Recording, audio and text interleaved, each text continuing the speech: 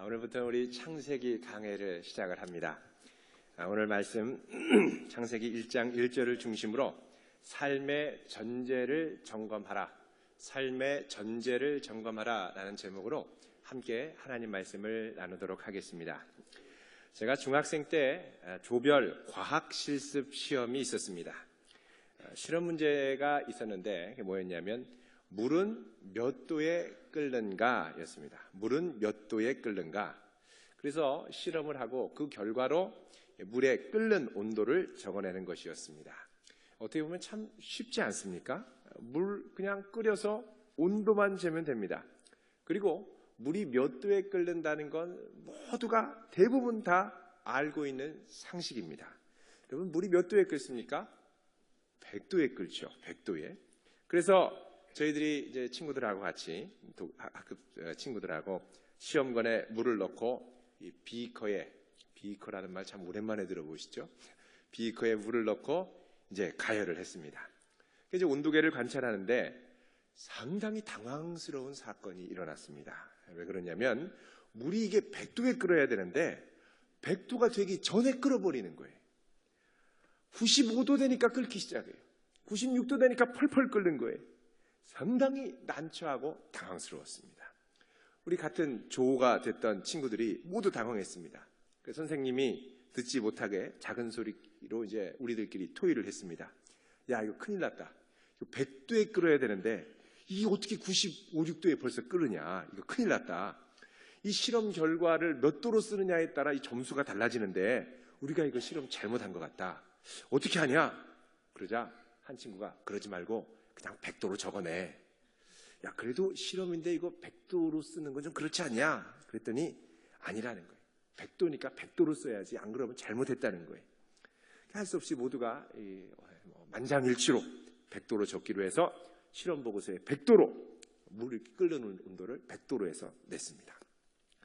자, 각 조 전부 6개의 조였는데 선생님이 보고서를 딱 봤더니 학생들한테 물어봤습니다. 여러분, 물이 몇 도에 끓죠? 그러자 대부분 학생들이 아무렇지도 않게 100도요! 이렇게 얘기를 합니다. 선생님이 정말 100도에 끓던가요? 그러자 학생들의 소리가 작아졌습니다. 네, 좀 작아졌어요.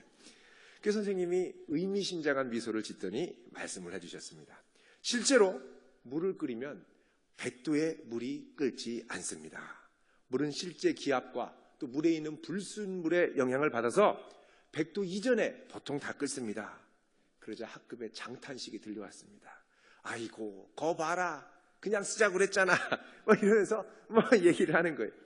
한 조만, 6개 조 중에 한 조만 야호! 소리가 들렸습니다. 그 조만 있는 그대로 적은 거예요.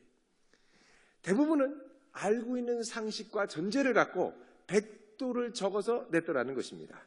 저희 조도 마찬가지였습니다. 그때 실험은 정말 평생 잊지 못할 충격적인 실험이었습니다. 당연히 100도에 끓어야 되는데 이 100도로 끓지 않는 것이 당황스러웠는데 그 당황스러움이 사실이라는 걸 인정하고 깨닫게 해준 실험이었습니다. 우리는 흔히 과학이라 그러면 정확하고 객관적인 진리를 제공한다고 생각합니다. 그러나 과학이 말한 진리, 과학이 말한 명제는 우리의 현실의 삶에 잘 들어맞지 않을 때가 상당히 많습니다.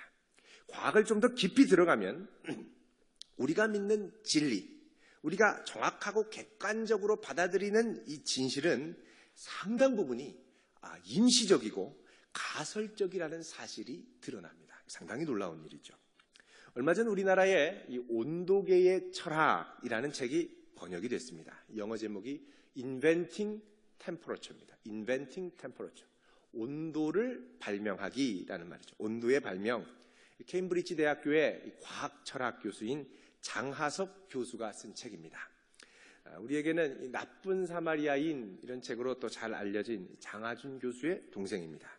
이 책이 이 노벨 이 과학 철학 쪽에 이 노벨상으로 일컬어지는 이 라코토스 상을 받았는데 이 책이 전에 MIT에서 과학 철학으로 아주 유명한 토마스 쿤이라고 하는 분이 과학혁명의 구조라는 책을 썼는데 이 책에 맞먹는 저작으로 평가를 받고 있습니다.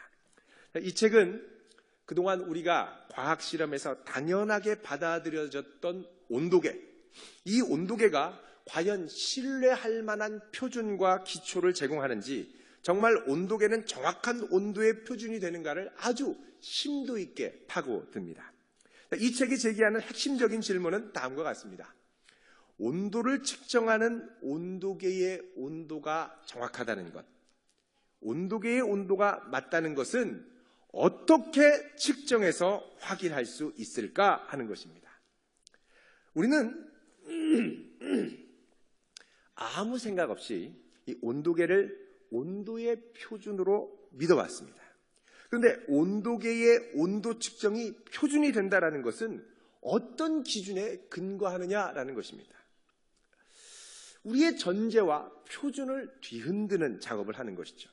재미있는 건 온도계의 역사를 보면 온도계가 발견되기 전에는 버터가 녹는 점을 온도계의 표준으로 삼는 경우도 있었고, 또 유명한 물리학자인 아이작 뉴턴 같은 경우에는 만유인력의 법칙으로 잘 알려졌죠. 이분은 온도의 표준을 뭘로 삼았느냐? 혈온, 우리의 피의 온도를 온도의 표준으로 삼고 실험을 했다는 것입니다. 자, 온도계 하면 그 표준이 맞아야 되지만 사실 온도계가 맞지 않더라는 것입니다. 정확한 온도계의 토대를 쌓기 위해서 17세기부터 수백 년간 이 치열한 고민과 논쟁이 있었습니다. 온도계를 잘 만드는 유명했던 이 유럽의 이 장인 중에 이 가브리엘 파렌하이트라는 분이 있습니다. 아파트 이름도 파렌하이트죠. 이분이 원래 이 온도계 만드는 장인이었습니다. 당시에 이 온도계를 이 장인이 파렌하이트가 두 종류로 만들었습니다. 하나는 알코올 온도계였고 또 하나는 수은 온도계였습니다. 왜냐하면 이 둘 다 정확하지 않으니까 서로 대조해 보면서 측정하라고 만든 거죠. 근데 이게 잘 맞지 않더라는 것입니다. 그래서 17세기, 18세기의 온도계의 논쟁으로 들어가 보면 지금 우리가 잠정적으로 합의한 이 온도도, 온도의 표준, 온도계도 상당히 잠정적이라는 것을 알 수가 있습니다. 더구나 이 끓는 점을 정의할 때도 상당히 어려웠습니다.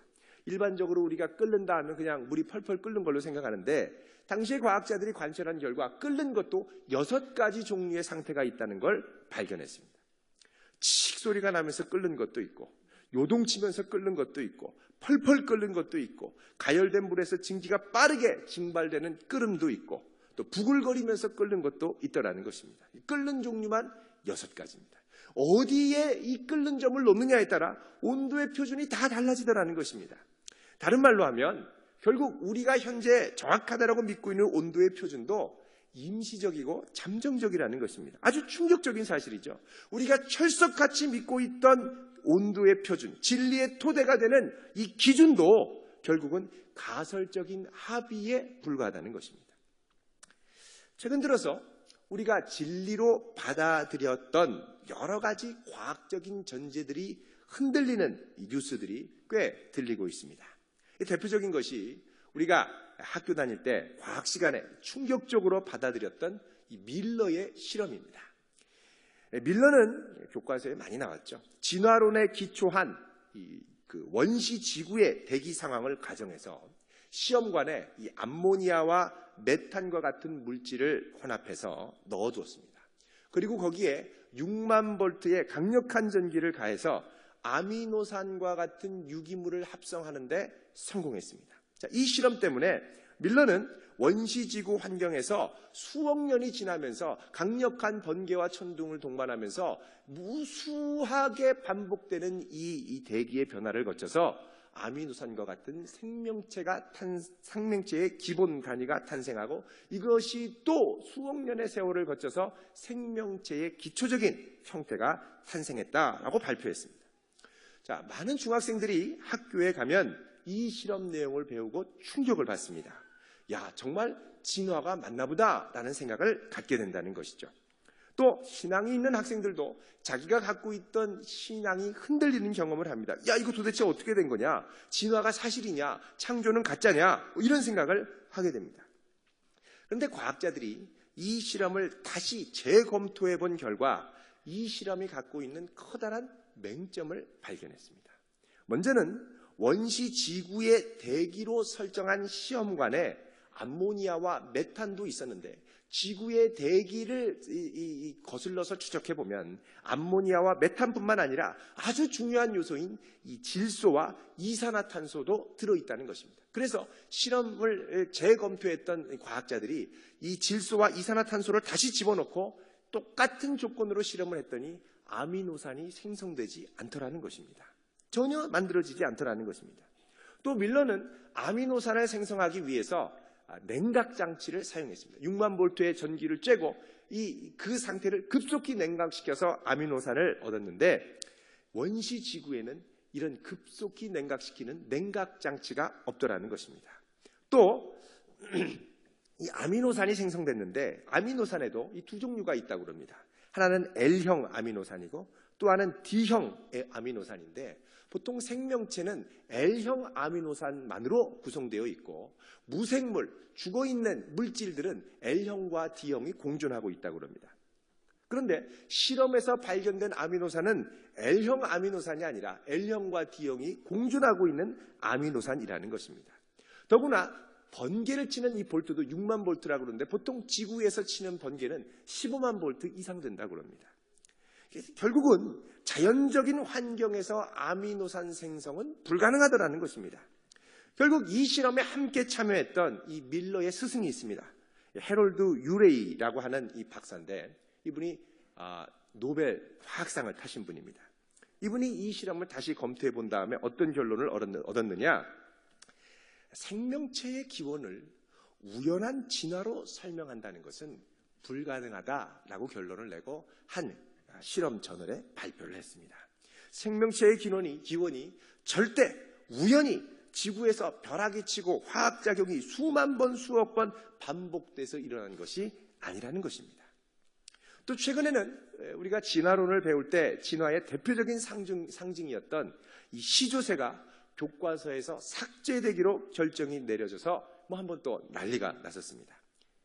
왜 시조새가 더 이상 교과서에 실리지 않고 삭제되느냐?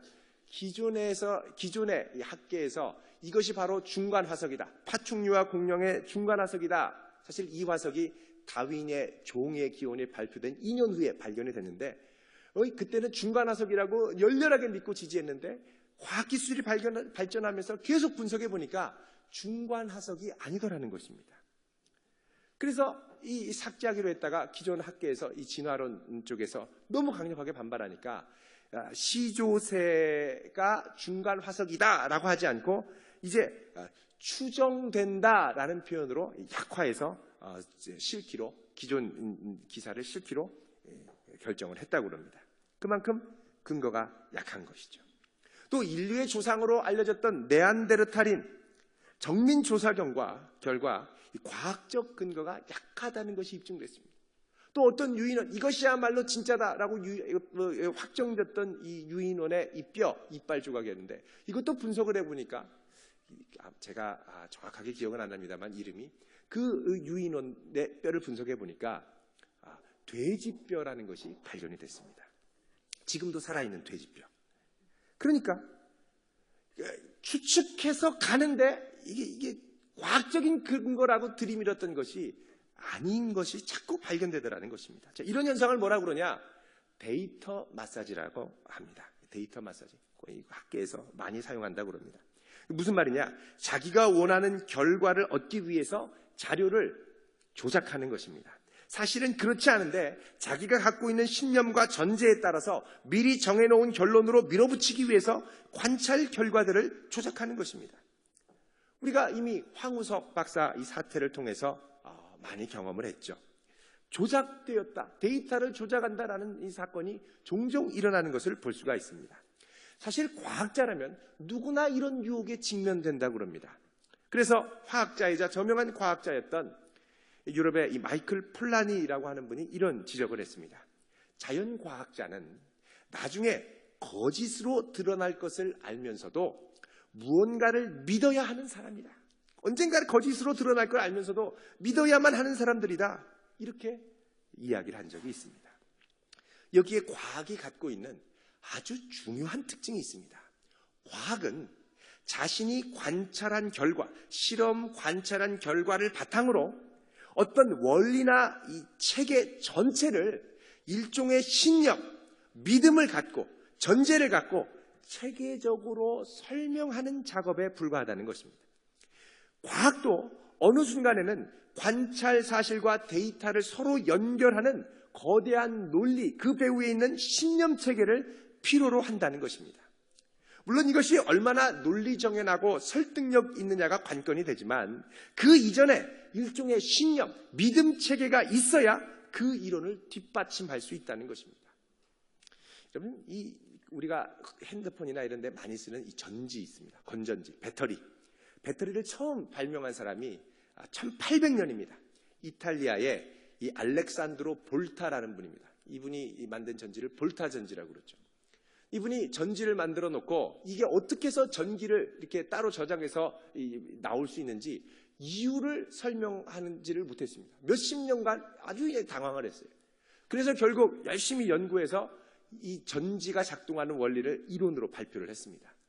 그런데 지금은 전지를 연구하는 학자들은 이 이론을 거부하고 있습니다. 왜요?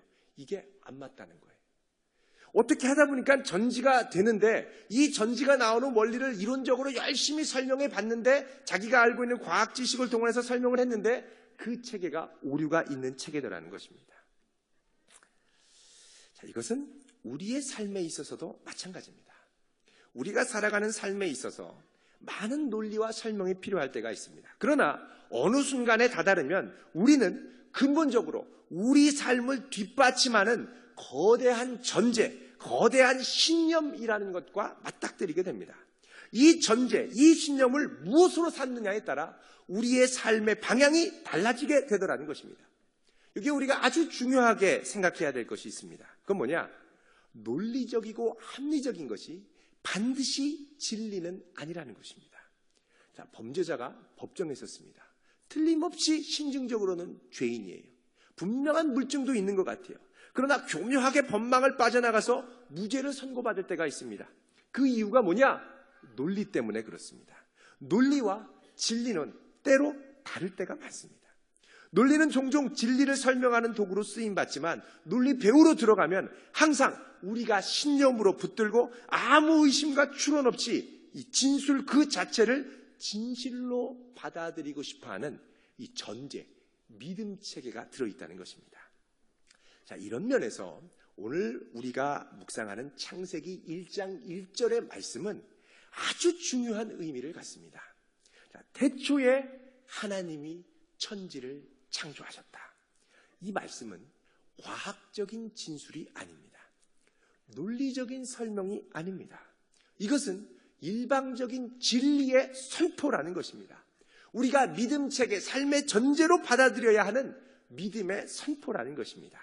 자, 우리 삶의 전제, 또 근본적 신념의 이 기둥이 되는 부분을 제시하는 겁니다. 이것이 너희 삶의 기초적인 믿음으로 붙들어야 할 진실이다, 전제다, 선포하는 것입니다.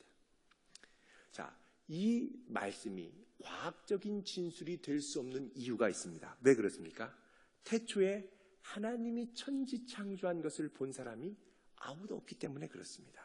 이 거대한 우주의 이 창조를 이 실험으로 재현할 수 있는 방법이 없기 때문에 그렇습니다. 관찰 데이터가 없을 때는 사실 신뢰할 만한 자원, 소스에서 나오는 진술을 믿고 받아들이는 수밖에 없습니다. 자, 여러분 각자가 태어난 생년월일을 알고 계실 겁니다. 어떻게 알 수 있습니까? 내가 관찰해서 하나요? 아닙니다. 부모님이 태어났다고 이야기를 해주니까 그들의 선포를 일방적으로 받아들이고 믿은 것입니다. 창조에 관해서도 마찬가지입니다. 하나님이 창조하셨다는 이 대진리, 전제를 우리가 믿고 받아들여서 삶의 전제로 삼아야 한다는 것입니다. 물론 최근 들어서는 태초의 천지 창조와 같은 사건으로 이제 많은 학자들이 이야기를 하죠. 우주의 태초의 대폭발, 빅뱅, 아무것도 없는 곳에서 갑자기 압축, 거대한 압축과 폭발이 일어나면서 이 빅뱅이라는 사건이 일어났죠. 자, 이것을 규명하는 중요한 입자인 이 히그스 입자가 규명이 됐습니다. 자, 이거는 지금 지구상엔 존재하지 않습니다. 그러나 발견될 수 있는데 어떻게 발견하느냐? 맨 처음에 태초의 빅뱅, 대폭발로 천지가 창조됐을 때의 사건처럼 분자와 입자들을 광속으로 막 가속을 시켜가지고 거기서 일시적으로 생겼다가 사라지는 입자를 찾는 건데, 이 히그스 입자가 거기서 발견되더라는 것입니다. 이론적으로 추론해보니까 이런 지구가 생기려면 이런 입자가 있어야 되는데 지금 지구상에는 없다는 거죠. 이거 어떻게 해야 되느냐? 광속으로, 유럽에서 입자물리연구소에서 전 세계에서 온 학자들이 모여가지고 가속을 시키면서 여러 번 관찰을 했습니다. 그래서 작년에 세계 10대 뉴스 중에 하나로 나왔죠. 히그스 입자가 발견됐다. 우연히 형성된 게 아니라 대폭발로 일시적으로 이 우주가 생겼다는 것을 증명하는데 상당히 타당한 근거를 마련했습니다. 자, 어느 정도 합리적인 설명이, 더 합리적이고 납득이 가는 설명이 가능해졌습니다. 창조적인 이 세상의 시작을 이야기하는 것이. 그러나 어느 결정적인 순간에 가면 우리는 이 선포를 믿음으로 받아들여야 한다는 것입니다. 자, 하나님이 천지를 창조하셨다. 이 선포를 받아들이기 시작할 때 창세기의 나머지 모든 부분이 나에게 열리는 역사가 일어나기 시작합니다. 천지 창조를 믿기 시작하면 하나님께서 내 삶 가운데 행하시는 일들이 믿어지게 됩니다. 의심이 사라지게 됩니다. 이 고백이 분명하면 내 삶에 역사하시는 하나님의 새 창조도 경험하게 됩니다. 여러분, 하나님이 온 세상, 온 천지를 만드심을 믿으시기 바랍니다. 그분이 내 인생도 만드셨습니다. 그렇다면 내 인생도 새롭게 창조해 가실 줄로 믿습니다. 자, 그럼 이 창세기 1장 1절의 말씀, 여기에 등장하는 각 단어를 하나씩 좀 살펴보도록 하겠습니다. 먼저 1절 처음에 보면 태초에라고 시작을 합니다. 태초에. 이 태초에라는 것은 이 세상의 시작에, 이 세상 시간의 시작에라는 의미입니다. 시간도 창조됐다는 것이죠.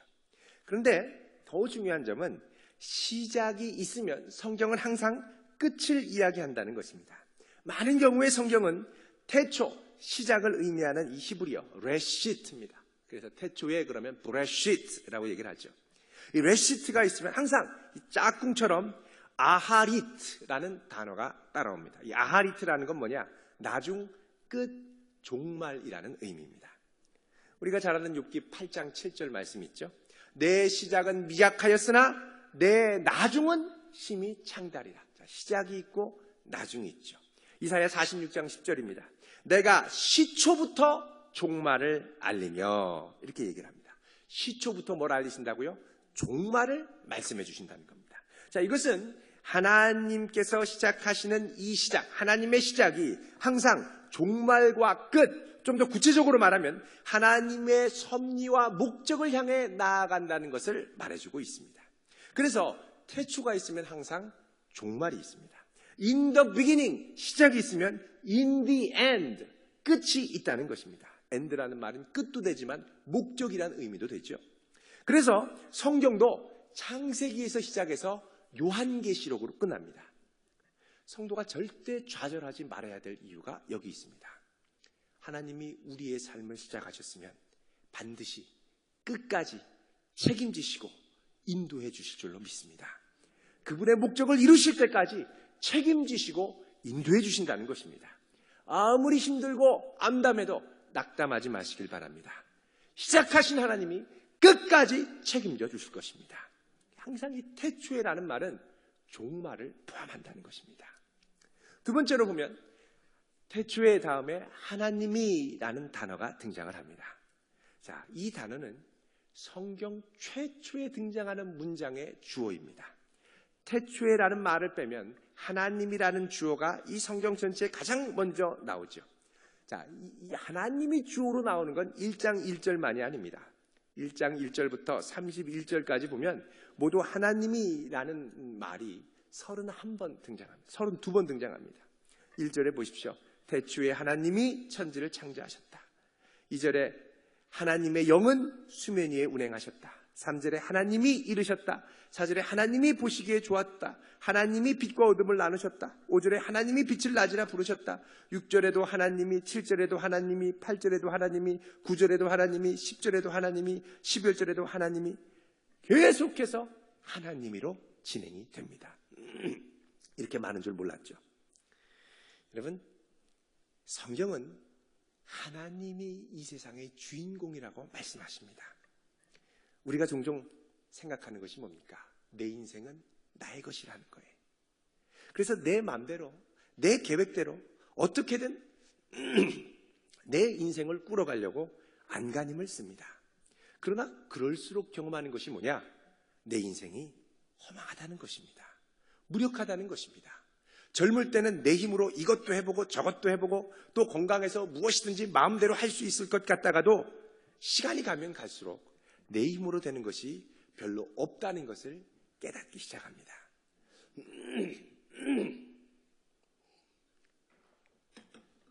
내가 얻으려고 애썼던 성공, 조금 지나면 별거 아닌 거예요. 성공이라고 생각해서 열심히 달려갔지만 지나고 나니까 왜 저렇게 열심히 했나 생각이 든다는 것입니다.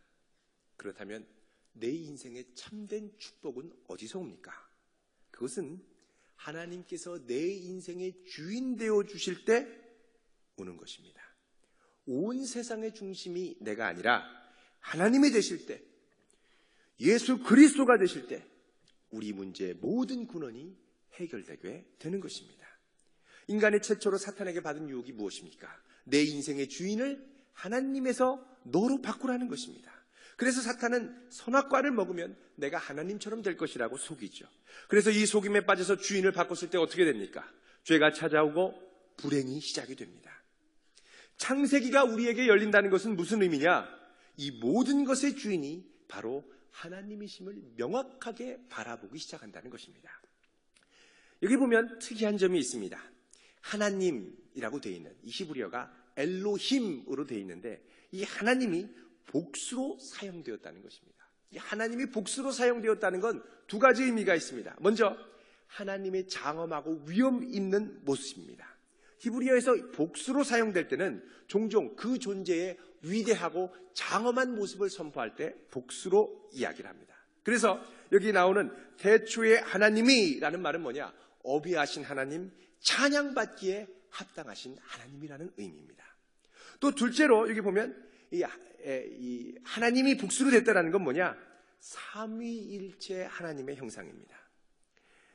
이 복수인데 오늘 말씀에 천지를 창조하시니라라고 하는 이 창조했다라는 이 바라라고 하는 단어는 3인칭 단수로 쓰였습니다.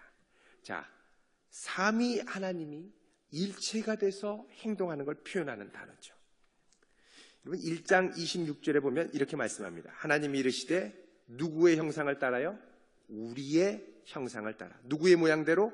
우리의 모양대로. 누가? 우리가 사람을 만들자. 자, 삼위일체 하나님의 모습이 여기에 등장하는 것입니다. 그래서 삼위일체 하나님의 위대하심과 어미를 나타내는 말이 뭐냐? 바로 엘로힘, 하나님이라는 단어입니다. 이 하나님을 우리가 아는 이상 우리는 날마다 순간마다 그분을 높여드려야 할 줄로 믿습니다. 자, 이 하나님이 어떻게 하셨습니까? 천지를 창조하셨습니다. 여기 창조했다라는 단어, 바라라고 말씀을 드렸습니다. 창조하다, 만들다라는 이 뜻을 가진 히브리 동사가 크게 두 가지가 있습니다. 하나는 여기 나오는 바라하고 또 다른 하나는 아사입니다. 이 아사라는 말은 기존에 있던 것을 만들어내는 걸 아사라고 그러고, 바라라는 건 뭐냐? 기존에 없던 것을, 전혀 새로운 것을 만들어내는 하나님의 창조를 가리킬 때 바라라는 단어를 사용합니다. 다른 말로 하면 우리 하나님께서 창조하신 이 창조는 어떤 창조냐? 아무것도 없는 무 가운데서 새로운 것을 만들어내시는 하나님의 창조라는 것입니다. 여러분, 우리 인생 가운데도 이런 하나님의 창조의 역사를 체험하기를 바랍니다. 광야에 길을 내시는 하나님, 사막에 물을 내시는 하나님을 체험하기를 바랍니다. 사방이 막혀 아무 소망도 없을 때 새 소망을 창조하시는 하나님을 경험하기를 축원드립니다. 자, 성경에는 이 바라라고 하는 하나님의 창조 행위가 아무것도 없는 것에서 새로운 것을 만들 때도 이야기를 하지만 종종 기존에 있던 것을 새롭게 하는 새 창조, 재창조에 사용할 때도 많이 있습니다. 시편 51편 10절에 말씀하죠. 하나님이여 내 속에 정한 마음을 창조하시고 내 안에 정직한 영을 새롭게 하소서. 자, 정한 마음을 창조하시고 이때 이 마음은 기존에 있던 마음이죠. 그러나 더러운 마음을 어떻게 합니까? 새롭게 하는 창조의 역사입니다. 이러한 창조의 역사는 이사야에도 많이 나옵니다. 너희는 이전 일을 기억하지 말며 옛날 일을 생각하지 말라. 보라 내가 새 일을 행하리니 이제 나타낼 것이라. 너희가 그것을 알지 못하느냐. 반드시 내가 광야의 길을 사막에 강을 내리니. 이런 하나님을 날마다 경험하기를 축원드립니다. 여러분, 하나님께서 역사하실 때 우리 인생의 시간과 공간과 관계가 새롭게 변화되기를 축원드립니다. 자, 이 하나님께서 천지를 만드셨다고 그렇습니다. 여기 보면 천지라는 말이 영어 성경에 뭘 어떻게 되어 있냐면 heavens, 복수입니다. heavens and earth 이렇게 되어 있습니다. 하늘들과 땅을 만드셨다는 겁니다. 왜 하늘만 복수로 이야기를 했느냐? 이것은 하나님이 창조하신 이 천체가 단순히 하나의 별, 하나의 우주만이 아니라 온 우주, 온 천지를 만드셨다는 의미를 포함하기 때문에 그렇습니다. 여러분, 하나님께서 온 우주를 창조하셨다라는 말은 뭐냐? 그 하나님께서 온 세상의 주인이 되시고 온 만물의 새로운 창조를 지금도 행하시는 분이라는 것을 의미합니다. 하나님께서 새 창조를 하시는 이유가 무엇입니까? 태초에 창조하신 그 창조가 종말까지 하나님이 목적하신 바를 온전히 이루도록 하기 위해서 지금도 계속해서 책임지시고 새로운 창조를 이루어 주신다는 것입니다. 이 하나님을 인생의 주인으로 초대하기를 축원드립니다. 그럴 때 우리의 삶의 혼란과 무질서가 새롭게 재창조되는 역사를 경험하게 될 줄로 믿습니다. 오늘 말씀을 요약하도록 하겠습니다. 우리의 삶은 어느 순간 되면 반드시 믿음과 전제, 신뢰가 필요할 때가 있습니다. 오늘 우리에게 주신 말씀, 태초에 하나님이 천지를 창조하셨느니라. 단순한 네 마디의 선포지만 이 선포는 우리 인생을 송두리째 뒤흔들 만한 가장 강력한 전제고 삶의 기초입니다. 이것을 설명하고 이해하는 차원으로 머무르게 하지 마시고 체험하고 경험하시기를 바랍니다. 이런 하나님을 충만하게 경험하는 성도 되시길 주의 이름으로 축원드립니다. 기도하겠습니다. 거룩하신 하나님,